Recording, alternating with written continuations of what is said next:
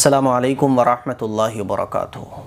آج میں آپ لوگوں کو ایک ایسی دعا بتانے جا رہا ہوں جو بڑے فائدے کی ہے، بڑے کام کی ہے۔ بیماریاں تو آج کل ہماری زندگی کا لازمی حصہ بن چکی ہیں۔ کسی کو چھوٹی بیماریاں ہیں تو کسی کو بڑی بیماریاں ہیں، کسی کو کینسر، شوگر، دنیا بھر کی بیماریاں آج ہمارے معاشرے میں ہیں۔ کسی کو چھوٹی چھوٹی بیماریاں ہیں، بچوں کو بھی بیماریاں ہونے لگی ہیں، اور آدمی صحت مند ہوتا ہے، چھوٹی سی بیماری ہوتی ہے، ہوتا کیا ہے کہ اسی میں انتقال ہو جاتا ہے۔ کوئی بیماری نہیں ہوتی نا تب بھی انتقال ہو رہا ہے، کچھ پتہ نہیں ہے زندگی کا کب موت آ جائے۔ آج میں آپ کو بیماری کے درمیان پڑھنے والا ایک وظیفہ بتانے جا رہا ہوں۔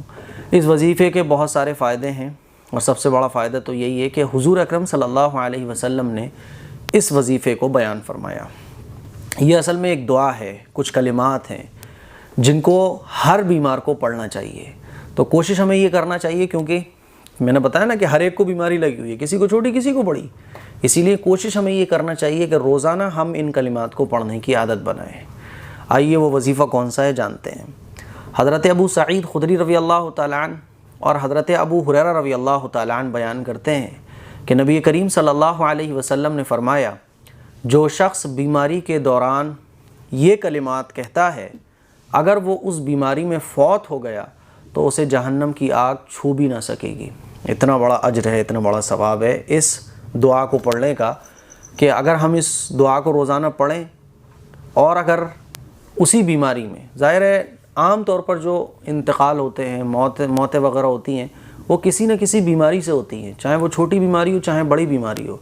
مریض اگر اس دعا کا اہتمام کرے گا بیماری کے درمیان، اور اسی بیماری میں اس کا انتقال ہو جائے، تو جہنم کی آگ اسے چھو بھی نہ سکے گی۔ اتنی بڑی فضیلت ہے اس دعا کو پڑھنے کی۔ وہ دعا کون سی ہے، وہ کلمات کون سے ہیں، اسکرین پر آپ دیکھ سکتے ہیں۔ لا الہ الا اللہ واللہ اکبر، لا الہ الا اللہ وحدہ، لا الہ الا اللہ لہ الملک ولہ الحمد، لا الہ الا اللہ ولا حول ولا قوۃ الا باللہ۔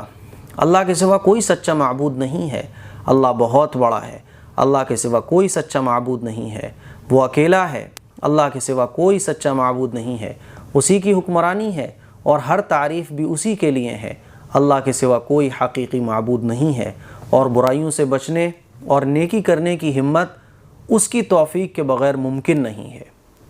تو جب انسان یہ کلمات کہتا ہے تو اللہ تعالیٰ فرماتا ہے، اس نے بالکل سچ کہا، اس نے بالکل سچ کہا۔ یہ تمام کلمات جہنم سے ڈھال ہیں اور جنت میں داخلے کا ذریعہ ہے۔ سمجھ رہے، یہ فضیلت ہے ان کلمات کو پڑھنے کی۔ اسی لیے چاہے چھوٹی بیماری ہو چاہے بڑی بیماری ہو، بیماری کے درمیان ہمیں ان کلمات کو پڑھنا چاہیے۔ کتنی بار پڑھنا ہے، آپ صبح پڑھ لو، شام کو پڑھ لو، دوپہر میں پڑھ لو، ہر وقت پڑھتے رہو، یہ آپ کی مرضی پر ڈیپینڈ کرتا ہے۔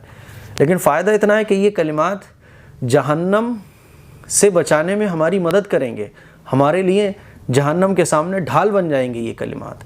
اسی لیے جیسے میں نے کہا کہ ہر ایک کو بیماری لگی ہوئی ہے، کسی کو چھوٹی کسی کو بڑی، ہمیں اور آپ کو صبح اور شام ایک مرتبہ، یا جب بھی یاد آ جائے پورے دن میں ایک بار تو ان کلمات کو ضرور پڑھنا چاہیے، کیونکہ کچھ پتہ نہیں ہوتا کہ ہم نے صبح کی ہے شام کر پائیں گے یا نہیں کر پائیں گے، شام کی ہے تو ہم صبح جاگ بھی پائیں گے نہیں جاگ پائیں گے۔ ہمارے محلے میں رہنے والے، ہمارے ملنے والے تھے، ایک رات کو اچھے خاصے سوئے، جیسے نارمل سوتے تھے، وہ تہجد کے وقت استنجا وغیرہ کرنے اٹھتے تھے ویسے ہی اٹھے، فجر میں نہیں اٹھے۔ بچوں نے آواز لگائی لیکن کوئی آواز نہیں آئی، اٹھے نہیں۔ جب دیکھا دروازہ توڑ تاڑ کے تو پتہ چلا کہ ان کا تو انتقال ہو گیا ہے، حالانکہ کوئی پرابلم نہیں تھی، کچھ بھی نہیں تھا۔ تو آج کل ایسے بھی موتیں ہو رہی ہیں، اور ہلکی پھلکی بیماری ہوتی ہے، لیکن کیا ہوتا ہے وہ بیماری اتنی بڑھ جاتی ہے، اتنی بڑھ جاتی ہے، یا بڑھتی بھی نہیں، اسی میں انتقال ہو جاتا ہے۔ ہلکا پھلکا بخار آتا ہے اور انتقال ہو جاتا ہے۔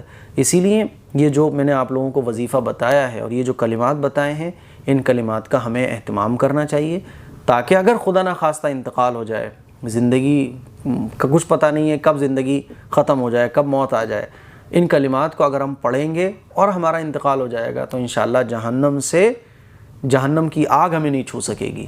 یہ وظیفہ آپ شیئر بھی کریں، دوسروں تک پہنچائیں بھی، اور خاص طور پر جو ہمارے گھر میں بیمار ہوں ان کو پڑھنے کے لیے بھی کہیں، تو انشاءاللہ بڑا فائدہ ہوگا۔ السلام علیکم ورحمۃ اللہ وبرکاتہ۔